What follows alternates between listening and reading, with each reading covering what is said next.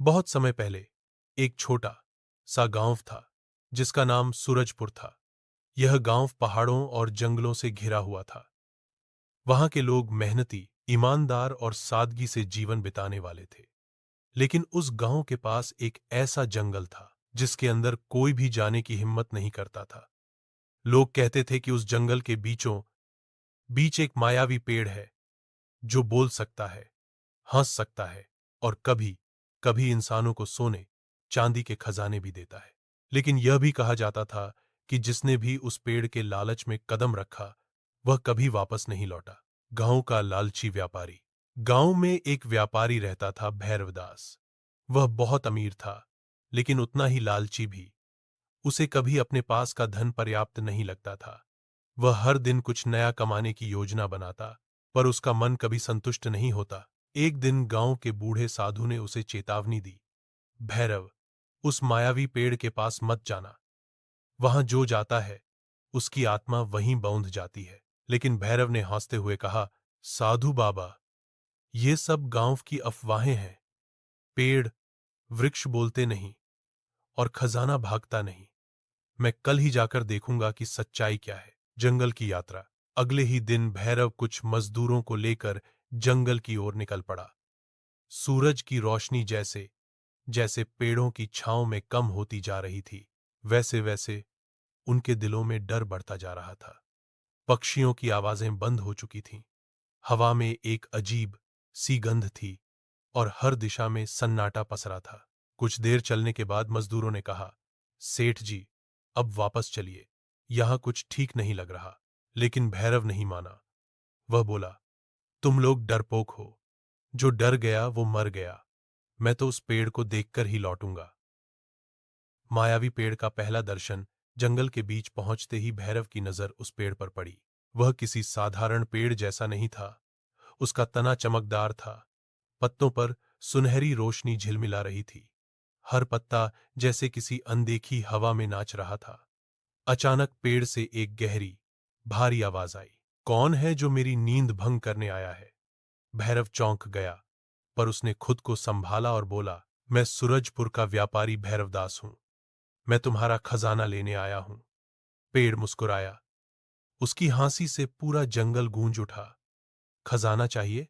ठीक है, लेकिन एक शर्त है, जो चाहे मांग ले, पर लालच मत करना।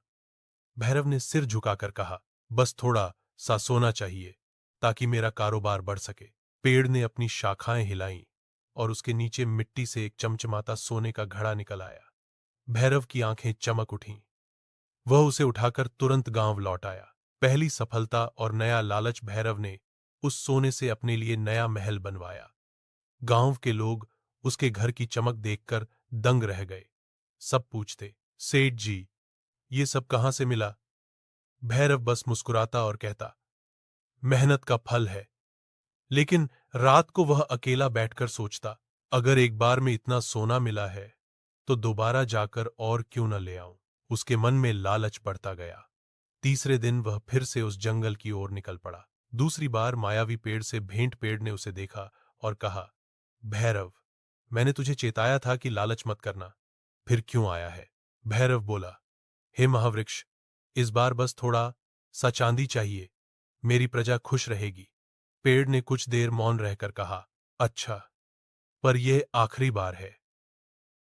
फिर मिट्टी से चमचमाते चांदी के सिक्कों से भरा एक बर्तन निकला।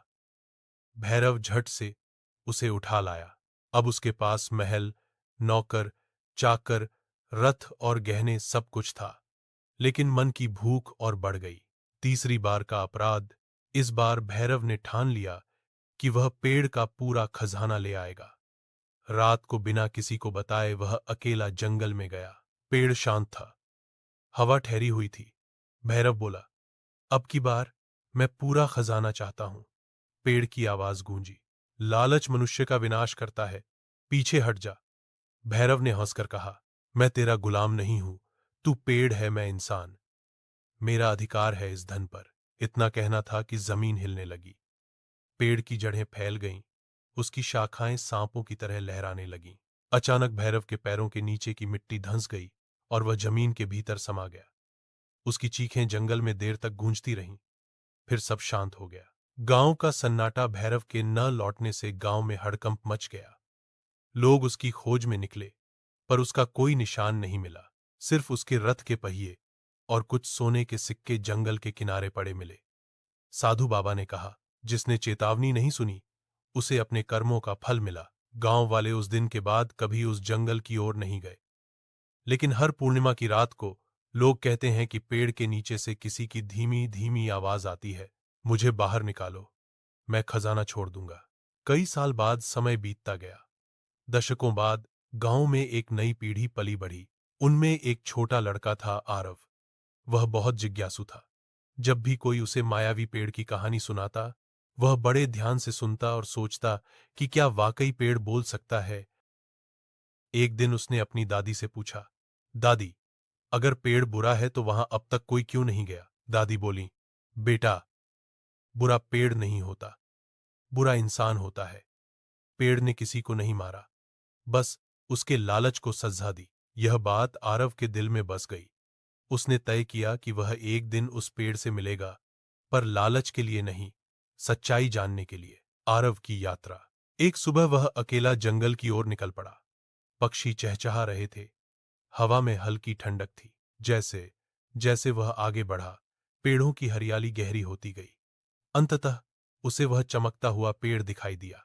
वह धीरे धीरे पास गया और बोला, हे मायावी पेड़, मैं धन या सोना नहीं चाहता, मैं बस जानना चाहता हूं कि तुम क्यों इंसानों को डराते हो। पेड़ कुछ देर मौन रहा, फिर उसकी शाखाएं हिली और आवाज आई, बेटा, मैं डराता नहीं, चेतावनी देता हूं। इंसान खुद अपने लालच से मरता है। जो कुछ भी चाहता है वही उसकी सजा बन जाता है। आरव बोला, क्या भैरवदास की आत्मा अभी भी यहां है? पेड़ ने अपनी जड़ों के पास की मिट्टी हिलाई और वहां एक चमकदार आकृति दिखाई दी। वह भैरव की आत्मा थी। वह बोला, मैंने सब कुछ पाया, पर शांति नहीं पाई। अब बस मुक्ति चाहता हूं। आरव ने आंखें बंद कर पेड़ से कहा, हे वृक्षदेव, इसे मुक्त कर दो, यह अपनी भूल मान चुका है। पेड़ ने सिर झुकाया और एक तेज प्रकाश फैला। भैरव की आत्मा आकाश में विलीन हो गई। गांव में नया संदेश। आरव जब गांव लौटा तो सब लोग हैरान थे कि वह जिंदा वापस आ गया। उसने सबको बताया कि मायावी पेड़ कोई अभिशाप नहीं, बल्कि एक चेतावनी देने वाला रक्षक है। वह बोला, पेड़ बुरा नहीं है, हमारा लालच बुरा है।